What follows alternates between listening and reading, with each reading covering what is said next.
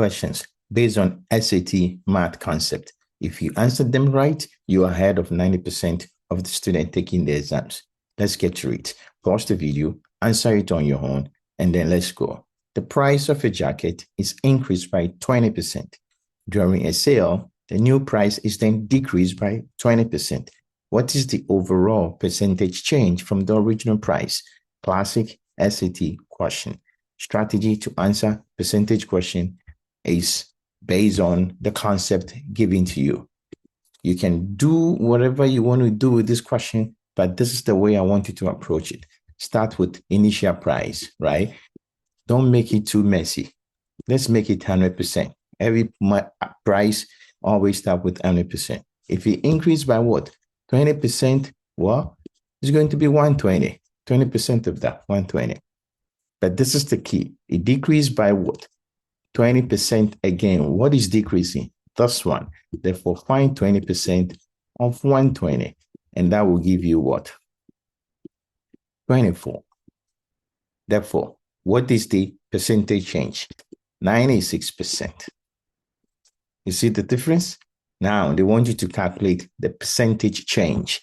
96 over minus 100 over 100. And that will be what? Negative 4%.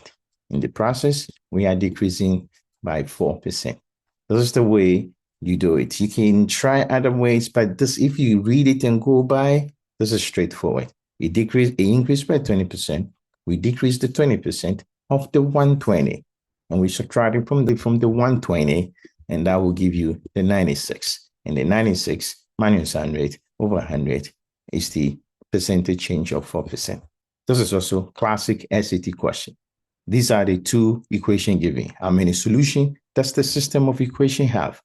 All you need to do is one thing, and one thing only. Find the gradient, write the equation, check if they are all the same. The top one, I can see 3 can divide all of them. So I have y plus what? 3x is equal to what? 8. I look at b is also the same. I have y minus 3 minus 3s is equal to what? Same 8. As 2 divide all of them. What do I see? Y the same, z the same. The only difference is what? The gradient. If you have numbers that are different of a gradient, that means they have to intersect somewhere. If they parallel, they are not intersecting. If they're not intersecting, zero solution. If they intercept at one point, most of the time at one point, you're going to have one solution. So this is a one solution equation. This is what the SAT tests all the time. This look complex. I will give you the principle. A triangle ABC, I don't know.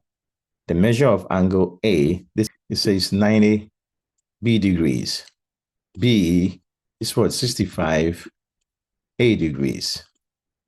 And C is 25 A degrees. They want to know A and B are constant. Which of these are true? Don't worry. 90 B plus what? 25A plus 65A is going to give you 180 because it's a triangle. You don't even need to know the shape of the triangle. In the process, you're going to get what? 90B plus what? 90A.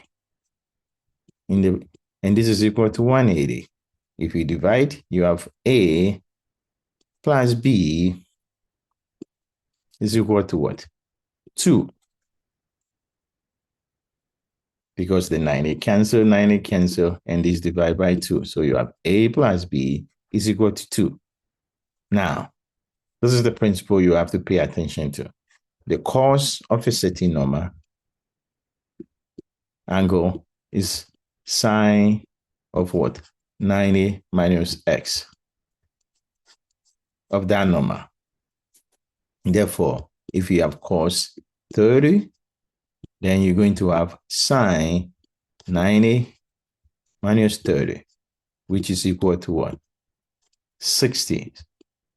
Therefore, cos 30 is equal to be sine 60. And then, based on the question, they focus on C and B. They say sine of a certain number, the opposite of that angle is the cos. Based on what we have, the cos of a certain number is the sine subtracted by the 90. And therefore, this is not true. Cos C should not be greater than sine B. Cos C should be equal to sine B, because when you subtract that number from it, this is the opposite angle. This is not true. We have enough information, and therefore the answer is B. It's a principle you have to know. And let me re-emphasize again. The cos of a certain number is sine 90 minus that number. And therefore, if you have a triangle, I'm using this as an example. The cos of this is the same as the sine of that. That's why this solution is right. So if you have cos 30 here, it's going to be what? Sine 70 here. So that's why this B is the right answer. Line M passes through this point. What is the value of N? This is also a tricky SAT question. If you don't look at it, you find it difficult. But if I have 3 points, right, then the line passes through them, I can find the gradient of the 2 points. So I'm taking the points they've given me, the gradients, I'm taking this and that. So 56 plus 40 is equal to 5 plus 3. This is going to give you 96 over 8. And this is 12. Your gradient is 12. Now, you know y is equal to what? Mx plus c, right? Pick one of them and then create an equation. If you pick the first one, you have minus 40. And your gradient is 12. Your x is minus 3. And your c is there. This is minus 40 plus what? 36. That means c is minus 4. If you put it in this equation, you have what? Y is equal to mx plus minus 4. This value, n, is equal to 0. This is what? Look at it. Y is equal to 0. That means it's a solution. And x is this. If that is the true, if y is 0, and I know my m is what? 12, I can find my x, which is right here. Therefore, 0 is equal to what? 12x minus 4. The answer is what? 3. And therefore, n is 3. That's the strategy to solve this question. It's a straightforward question. Like I said, these are questions, if you're answering them, more than 90% ready for the SAT. This is also a trap, right? These are little questions. When you get them, you're moving on and saving life of your time. 9x over 9 is equal to what? 7. They want you to calculate 9 over x. Well, this is the same thing as what? X times 1, 9.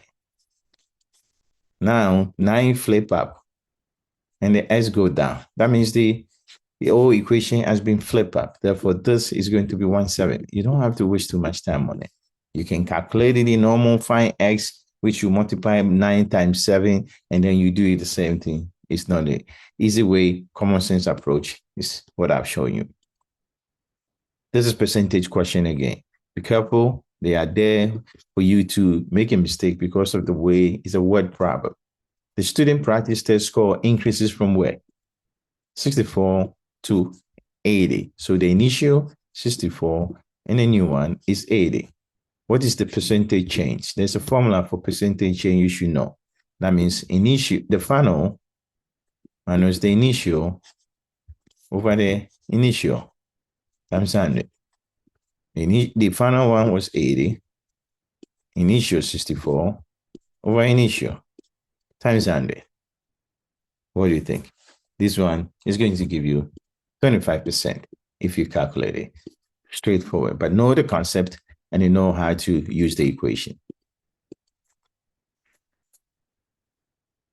This question is a strategy. You know it already, but there's a way they can ask you that question.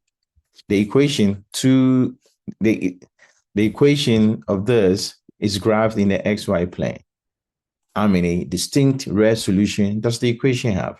0, 1, 2, infinitely many. What do you think? What do you think? This is where you use, it's a quadratic equation. So find the discriminant. We have b squared, so minus 7 squared, minus 4, a is 3, c is 2. I have 49, and I know this is less than 49 just by looking at the common sense, right? 3 times 4 times 2 is not equal to 49. Therefore, I'm going to get a positive number. If b is greater than 0, then I have 2 solutions. If b is less than 0, it becomes 0 solution. If it's equal to 0, it becomes 1 solution. 7 questions, testing your knowledge on things you need to know for your concept for the SAT. If you like this video, subscribe to the channel for more content, common sense strategy to answer your question. Good luck in your exams, and check our channel for more content like that. Take care, bye.